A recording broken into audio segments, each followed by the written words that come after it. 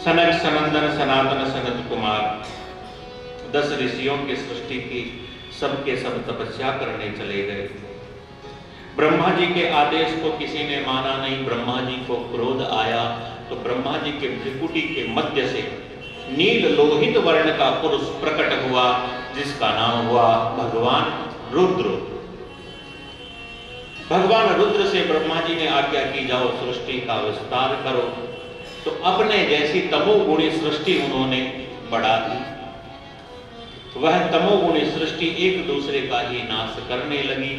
तो ब्रह्मा जी ने भगवान शंकर को आदेश दिया, सृष्टि को रोक दो, यह सृष्टि काम की नहीं। फिर ब्रह्मा जी पुनः स्नान ध्यान करके अपने प्राणायाम इत्यादि करके फिर सृष्टि की रचना करने बैठे। फिर ऋषियों की सृष्टि हुई। ब्रह्मा जी ने उनको आदेश दिया, वह तपस्या करने चले गए।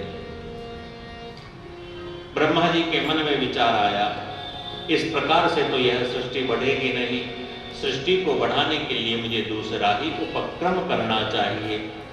तो फिर ब्रह्मा जी ने जैसे ही ध्यान लगाया, ब्रह्मा जी के शरीर के एक भाग से एक पुरुष प्रकट हुआ, आधे भाग से एक स्त्री प्रकट हुई, जिनका नाम हुआ स्वयंभू मनु और महारानी शतरूपा। इनके 5 संतानें हुई, 2 पुत्र हुए, 3 पुत्रियां हुई। लेकिन रहने को स्थान जब इन्होंने मांगा, ब्रह्मा जी को चिंता हुई, क्योंकि पृथ्वी तो उस समय रसातल के अंदर डूबी हुई थी। देवताओं की सभा के मध्य ब्रह्मा जी बैठे थे। ब्रह्मा जी के मन में इस पृथ्वी के उद्धार की जैसे ही चिंता हुई, वैसे ही ब्रह्मा जी की नाक से एक अंगुष्ठ मात्र सूकर जैसे शरीर वाला कोई अद्भुत जीव प्रकट हुआ, जो देखते ही देखते विशाल रूप को धारण करता है। बोलिए वराह भगवान की जय। हुंकार इत्यादि करते हुए वह वराह स्वरूप तो सीधे रसातल में जाकर के वहां डूबी हुई पृथ्वी को अपने दांतों के अग्रभाग में रख करके बाहर आने लगा। उसी समय पूर्व कल्प की सृष्टि का दैत्य हिरण्याक्ष भगवान के सामने आ जाता है। युद्ध के अंदर हिरण्याक्ष को भगवान परास्त करते हैं, पृथ्वी को ला करके स्थापित करते हैं भगवान अनंत के मस्तक पर, शेष के फणों के ऊपर। स्वयंभू मनु महाराज और महारानी शतरूपा अपने पुत्र पुत्रियों सहित आकर के मैथुनी सृष्टि का विस्तार करते हैं। इनकी कन्याओं के विवाह का क्रम पहले बताया है। 3 कन्याएं हैं, आकुति, देवहूति और प्रसूति। सबसे पहले देवी देवहूति के विवाह की कथा आती है। ब्रह्मा जी के मानस पुत्र हैं, जिनका नाम है करदम। इनके मन में इच्छा तो है विवाह करने की, गृहस्थी बसाने की, लेकिन अब ब्रह्मा जी को तो कैसे कहें कि मैं आपका पुत्र हूं, आप मेरे लिए कन्या ढूंढ करके लाओ, क्योंकि ब्रह्मा जी तो सृष्टि कार्य में व्यस्त हैं। इसलिए सोचा चलो, पिताजी नहीं सुनते और पिताजी को कहने में डर भी लगता है। पिताजी से डर ज्यादा लगता है, दादाजी से डर थोड़ा कम लगता है, इसलिए चलो दादाजी को ही बोलते हैं। इसलिए भगवान नारायण की तपस्या करने लगे। भगवान नारायण प्रकट हुए, भगवान के दिव्य स्वरूप को जब देखा, मन में थोड़े लज्जित हो गए। अब इनसे मैं कैसे कहूं, लेकिन भगवान तो अंतर्यामी है, जानते हैं। भगवान कहते हैं पूर्व से ही, और मैंने सब व्यवस्था कर दी है। आज से तीसरे दिन महाराज मनु, स्वयंभू मनु महाराज अपनी पुत्री को लेकर के आएंगे। ज्यादा नखरे तो करना मत, स्वीकार कर लेना। करदम ऋषि ने कहा, प्रभु आप मेरी गृहस्थी में पुत्र बनकर के आओ तो मेरी यह गृहस्थी बंधन नहीं, मेरे लिए भक्ति योग हो जाएगी। यदि आप पुत्र बनकर के आओ तो ही मैं इस गृहस्थी को स्वीकार करूंगा। भगवान ने कहा तथास्तु। तीसरे दिन महाराज स्वयंभू मनु अपनी महारानी और अपनी पुत्री देवहूति को लेकर के आए। बड़ा सुंदर इनका वार्तालाप हुआ है। महाराज कर्दम ने स्पष्ट कह दिया, एक संतान होने तक और मैं गृहस्थ में रहूंगा, जैसे ही संतान हुई मैं संन्यास ले लूंगा। महाराज स्वयंभू मनु महाराज ने अपनी पुत्री की तरफ देखा तो देवहूति कहती है, मुझे ऐसा ही पति चाहिए, मुझे भोगी पति नहीं चाहिए, मुझे योगी पति चाहिए।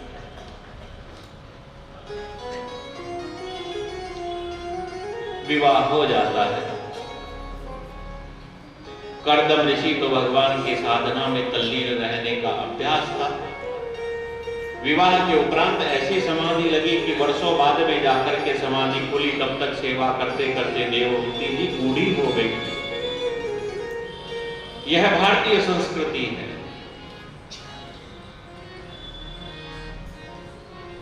पाश्चात्य संस्कृति होती ना तो भैया दूसरे दिन ही छोड़ करके चली जाती, लेकिन नहीं, महलों में रहने वाली राजकुमारी एक दिन में जिसके जीवन में इतना परिवर्तन हुआ, झोपड़ी के अंदर ऋषि की सेवा करने लगी। और ऐसा एक नहीं अनेकों उदाहरण हमारे सदग्रंथों के अंदर।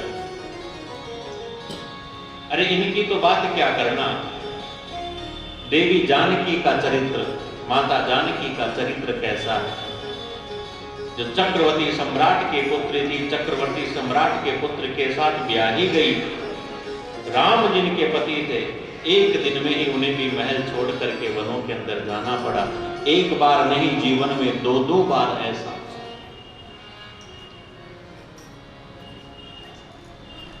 एक बार तो जब चक्रवर्ती सम्राट की पुत्र वधू थी उस रूप में गई, और दूसरी बार तो जब पति ही चक्रवर्ती सम्राट हैं, स्वयं चक्रवर्ती महारानी है, उस रूप में भी वन ही जाना पड़ा।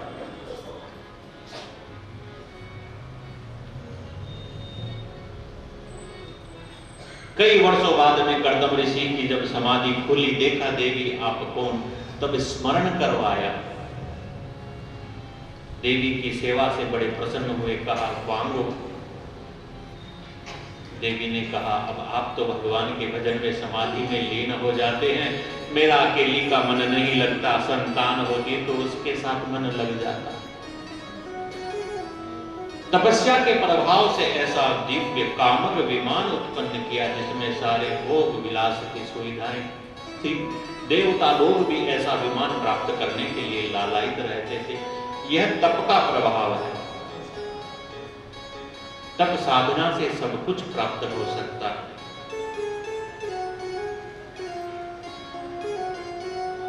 एक पुत्र की कामना थी, लेकिन 9 पुत्रियां हो गई। यह 9 पुत्रियां नवधा भक्ति का रूप बताया।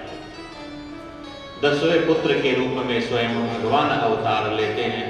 भगवान के इस अवतार का नाम है कपिल।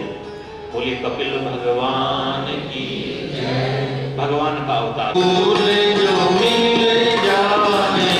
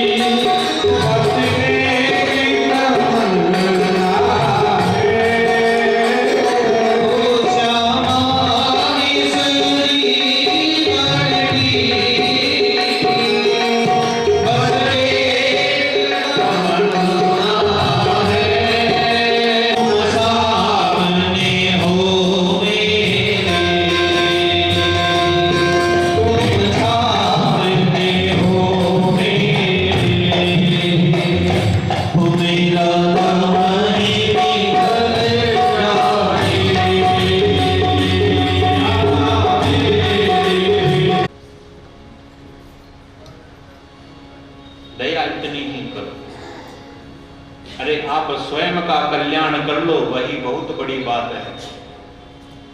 जगत कल्याण की कामना तो किसी किसी महापुरुष की सार्थक होती, दूसरों को सुधारने के चक्कर में खुद बिगड़ जाओ। होता है ऐसा आज के संसार में। अपना आत्म कल्याण सुनिश्चित हो जाए, पहले इस बात की चिंता करो। तो जीवों पर दया इतनी ही दिखाओ, इससे अधिक नहीं। और पवित्रता के लिए यह आवश्यक है भाई, घर के भीतर यदि गाय को आप घुमाओगे तो पवित्रता बढ़ेगी, लेकिन गाय को तो घर के बाहर भी बांधने का स्थान आप लोगों के पास नहीं। चाहे गाड़ियां आप लोग 5-5 खड़ी कर लो, उसके लिए स्थान हो जाएगा। यह विडंबना है।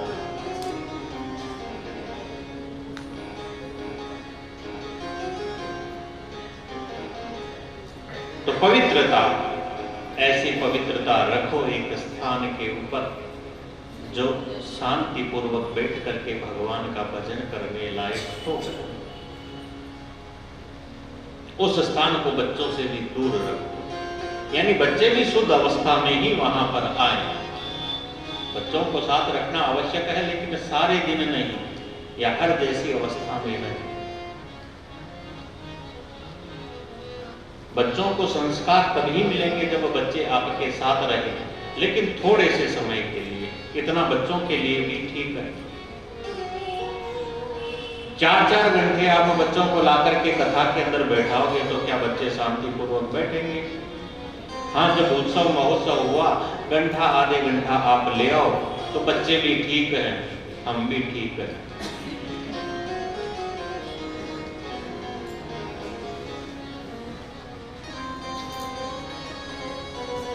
बच्चों में संस्कार आवश्यक है, लेकिन कैसे जाएंगे?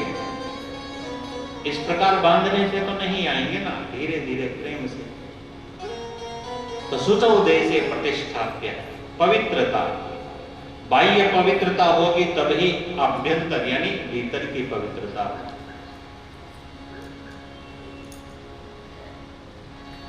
कुछ लोग कहते हैं, विद्वान लोग, कि तन पवित्र सेवा किए, मन पवित्र किए दान।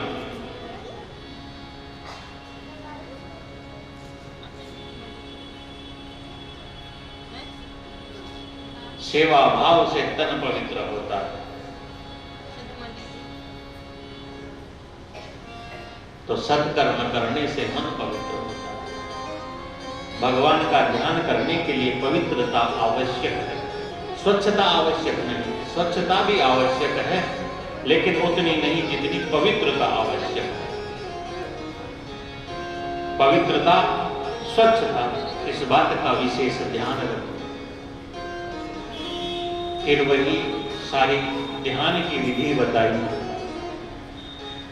जो ध्यान की विधि हमने प्रारंभ में सुनी, वही ध्यान की विधि यहां पर है। भगवान के सुंदर रूप का ध्यान करना। पहले स्थूल रूप में ध्यान करना, फिर सूक्ष्म रूप में ध्यान करना।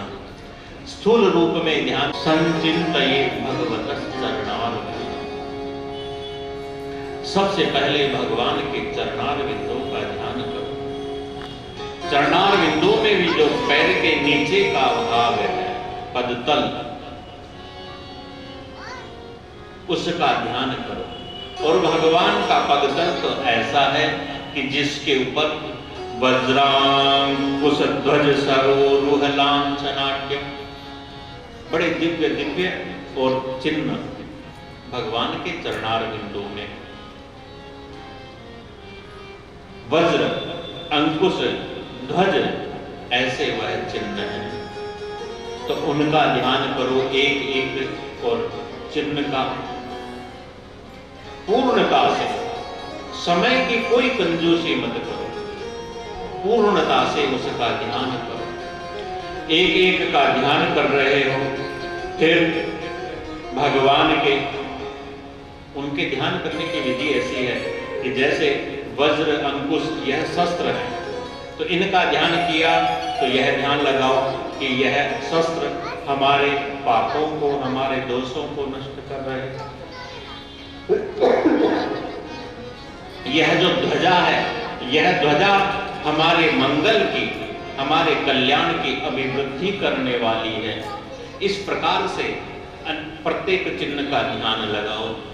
फिर पदतल से थोड़ा ऊपर चले तो नख आए, पैरों में जो अंगूठा है, जो अंगुलियां हैं, उनके जो नख आए उनका ध्यान करो कि उत्तंग रक्त विलसन नख चंद्रवाल है। भगवान का और शरीर तो सांवले वर्ण का है, लेकिन पदतल तो बड़ा गोरा है। जैसे हमारे भी हथेलियां और पदतल सबके गोरे ही होते हैं, शरीर चाहे काला।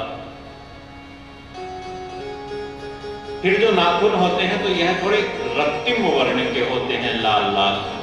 चक्रवाल है, चक्रांकित जैसी और छवि इनमें दिख रही है, या सूर्य की जैसे और किरणें इनमें से निकल रही है, जो तमोंधकार हमारे अज्ञान रूपी अंधकार को नष्ट करने वाली है। इस प्रकार से ध्यान करो।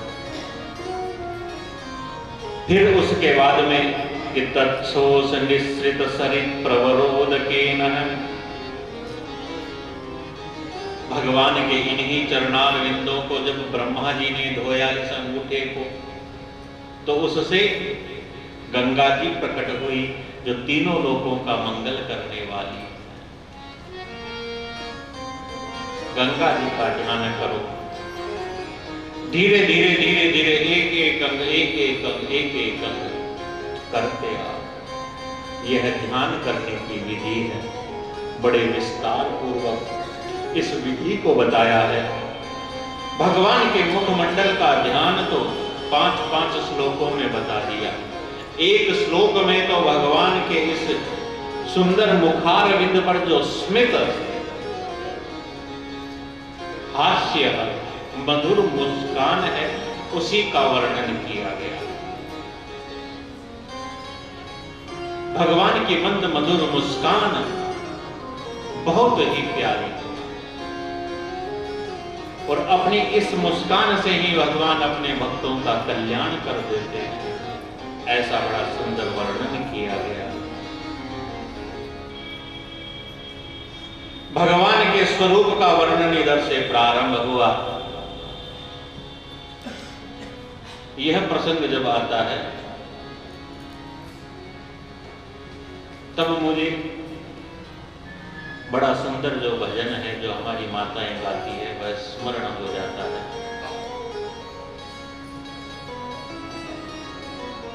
जिसमें भगवान के श्रृंगार का वर्णन है और उस श्रृंगार को धारण करने की प्रार्थना की गई है।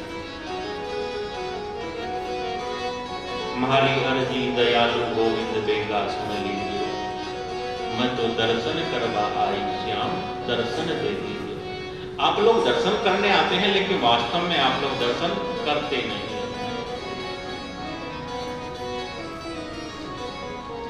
बड़ा सुंदर यह पद है। थारे माथा रो मुकुट प्रभु जी धारण कर लीजिए, धारण करिया पाछे तो माने दर्शन दीजिए। तो जब भजन गाते हैं तो प्रार्थना पूरी कर लेते हैं, लेकिन कभी दर्शन करते समय इस भजन का स्मरण किया, भगवान के एक एक अंग प्रत्यंग श्रृंगार इत्यादि का अपने दर्शन किया। हाँ, कुछ ऐसे भक्त लोग हैं जो करते हैं, कभी कुछ हो जाता है कमती बेसी तो बता भी दे देते हैं। हमसे भी जल्दीबाजी में जो पुजारी रहता है उससे हो जाता है। तो भगवान के श्रृंगार में कोई कमी हो तो बता देनी चाहिए, भाई बढ़ जाए श्रृंगार। जैसी भगवान की इच्छा हो वैसा हो जाता है।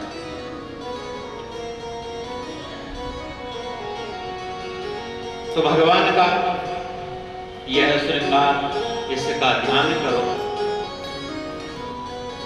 भगवान के चरणों से प्रारंभ हुआ, भगवान के मुखारविंद तक, भगवान के मुकुट तक गया। लेकिन हम तो युगल उपासक हैं, इधर से ध्यान हमारा गया तो फिर इधर प्रिया जी की तरफ से, प्रिया जी का मुखमंडल पहले देखो, फिर देखते देखते प्रिया जी के चरणों तक आ जाओ। इस माधुरी जोड़ी का जो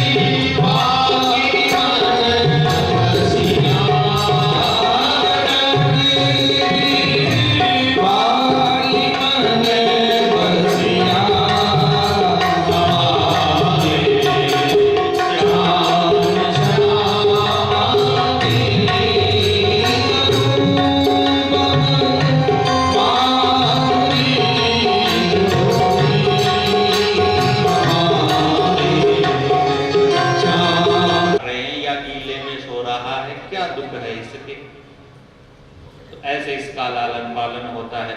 जैसे जैसे जवानी चढ़ती है तो वैसे वैसे क्रोध इसका बढ़ने लगता है। इसके मन के अनुकूल नहीं हो तो क्रोध फिर ज्यादा हो जाता है। पढ़ाई पूरी नहीं हुई उससे पहले फिर घर गृहस्थी के चक्कर में, कमाने के चक्कर में परिवार बढ़ता है, बेटे पोते हो गए, बेटे बड़े हो गए तो वह इसकी छुट्टी कर देते हैं, बेटे अपने हाथ में सब कुछ कर लेते हैं। तो फिर यह घर का मालिक फिर एक दिन गृहपाल की तरह है, कुत्ते की तरह है, अपने ही बेटों के दिए हुए टुकड़ों के ऊपर अपना जीवन यापन करता है। ऐसी स्थिति होती है और यह वर्णन यहाँ पर किया गया है। लेकिन फिर भी इसे परमात्मा की याद नहीं आती, इसे तो वही सब कुछ अच्छा लगता है, उसी के अंदर यह लीन रहता है। भक्तिहीन मनुष्यों की गति यही होती है।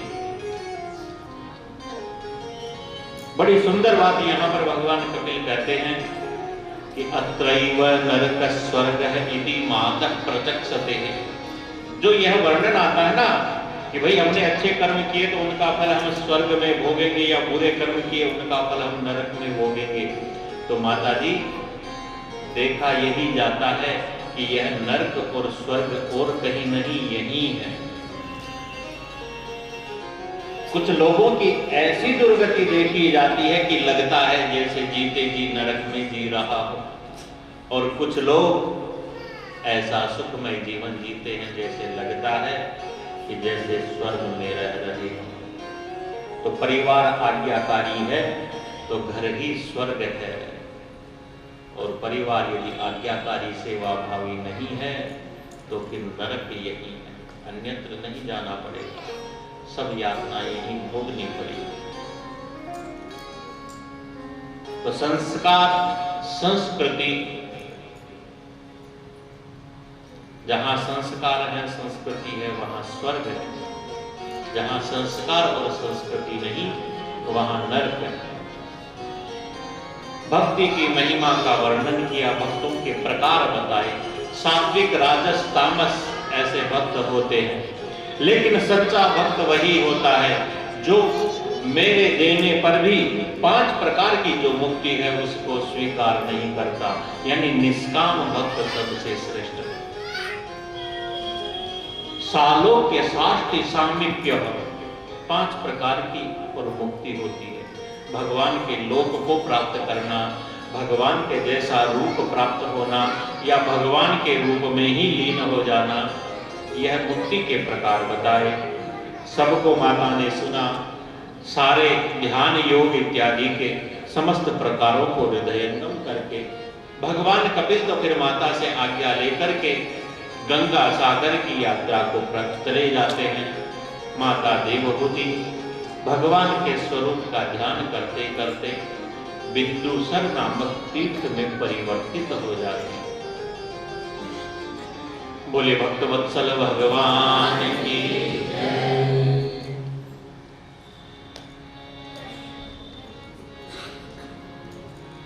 स्वयंभू मनु महाराज की देवहूति नाम की पुत्री के वंश का यह वर्णन हुआ। पुत्र तो भगवान कपिल के रूप में आए जो नैष्ठिक ब्रह्मचारी के रूप में रहे। इनकी कन्याओं का वंश आगे चला है। स्वयंभू मनु महाराज की जो दूसरी 2 पुत्रियां हैं उनमें आकुति नाम की जो पुत्री है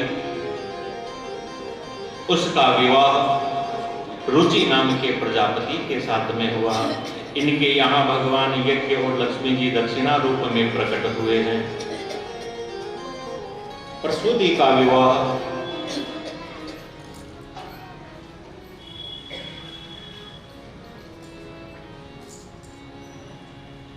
मध्य में देवहूति जी की कन्याओं के विवाह का वर्णन आया। 9 कन्याएं हैं, 9 ऋषियों के साथ में इनका विवाह हुआ है। अनुसुईया जी की कथा का यहाँ पर वर्णन है। अत्रि अनुसुईया की कथा, जिनके यहाँ त्रिदेव पुत्र रूप में आए। अत्रि ऋषि ने मन में संकल्प किया कि जो इस सृष्टि को बनाने वाले, पालन करने वाले, संहार करने वाले हैं, वे देवता मेरे यहाँ पुत्र रूप में उत्पन्न हो, तो तीनों देव प्रकट होकर के वरदान दिए और तीनों देवता ही फिर पुत्र रूप में, दुर्वासा के रूप में, दत्तात्रेय के रूप में और चंद्रमा के रूप में इनके इस उत्तम गृहस्थ धर्म में प्रकट हुए हैं।